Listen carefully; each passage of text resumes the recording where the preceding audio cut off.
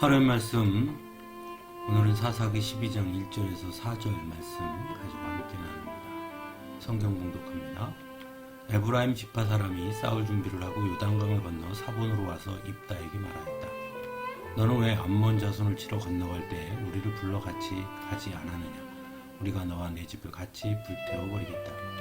그러자 입다가 그들에게 말하였다. 나와 나의 백성이 암몬 자손과 힘겹게 싸울 때에 내가 너희를 불렀으나 너희는 나를 그들의 손에서 구하여 주려고 하지 않았다. 너희가 구하러 오지 않는 것을 보고 내가 목숨을 걸고 암몬 자손에게 쳐들어가니 주님께서는 그들을 나의 손에 넘겨주셨다. 그런데 어찌하여 오늘 너희가 이렇게 올라와서 나를 대항하여 싸우려고 하느냐? 입다는 길르앗 사람들을 모두 불러 모아 에브라임 지파 사람들과 싸워 무찔렀다. 에브라임 사람들은 평소에 늘 길르앗 사람들을 보고 너희 길르앗 사람은 본래 에브라임에서 도망친 자들이요 에브라임과 므낫세에 속한 자들이다 하고 말하였다. 아멘. 우리가 잘 아는 것처럼 이스라엘은 모두 한 가족이라고 할 수 있습니다. 모두 야곱의 12 아들들로부터 시작된 자손들이기 때문이죠. 하지만 구약 성경에 보면 이스라엘은 끊임없이 지파 간의 다툼이 나타나는 것을 보게 됩니다. 오늘 본문도 이스라엘 안의 내전을 보여주고 있습니다. 암몬 자손과의 전쟁에서 승리하여 평화를 이루어야 할 시기에 이스라엘은 다시 길르앗과 에브라임 간의 전쟁을 치르게 됩니다. 암몬과의 전쟁에서 승리한 입다에게 에브라임 지파는 말도 안 되는 시비를 겁니다. 왜 암몬과의 전쟁에 자신들을 불러 함께 가지 않았느냐는 것이 그 이유였습니다. 그래서 너와 내 집을 불태워버리겠다고 말합니다. 이에 대해 입다는 말합니다. 오히려 암몬 자손과 싸울 때 에브라임 지파가 함께하지 않았다는 것입니다. 결국 길르앗과 에브라임은 전쟁을 치르게 됩니다.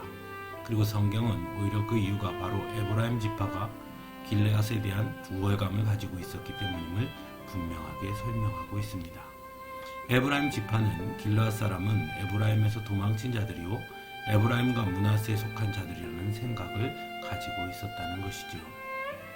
빌립보서에서 사도 바울은 빌립보 2장 3절에서 무슨 일을 하든지 경쟁심이나 허영으로 하지 말고 겸손한 마음으로 하고 자기보다 서로 남을 낮게 여기십시오 라고 권면합니다. 그것은 곧 빌립보 교회 안에 다른 사람을 업신여기는 사람들이 있었음을 의미한다고 할 수 있습니다. 나는 로마 시민권자니까 또는 나는 하나님의 선민 즉 유대인이니까 너는 노예니까 너는 이방인이니까 이렇게 겉으로 드러나는 것으로 사람을 평가하고 거기에서 기인한 우월의식을 가진 이들이 있었다는 것입니다. 오늘 말씀에서는 그 잘못된 우월의식의 결과가 얼마나 참혹한지를 보여주고 있습니다. 결국 같은 이스라엘 동족끼리 전쟁을 치르게 되고 에브라임 지파 4만 2천 명이나 되는 사람들이 죽음을 맞이하게 됩니다. 때로 우리 역시 세상을 살면서 겉으로 드러나는 모습으로 다른 이들을 판단하고 때로는 우월의식을 또는 열등의식을 가질 때가 있습니다. 하지만 그것은 세상의 방식일 뿐임을 기억해야 합니다. 그리고 이러한 태도는 무엇보다 결코 성도로서 바람직한 태도라 할 수 없는 것입니다. 왜냐하면 하나님 앞에서는 모두가 죄인이라는 것밖에 드러나지 않기 때문입니다. 그러므로 하나님의 자녀라고 하는 성도는 언제나 다른 사람들을 존중해야 하는 것입니다. 성도는 비록 세상 속에서 살지만 세상을 세상의 관점으로 보지 아니하고 하나님의 눈으로 믿음의 눈으로 보는 사람들이기 때문입니다. 그래서 우리는 결코 어떤 누구에게도 의로식을 또는 열등감을 가질 수 없는 것입니다.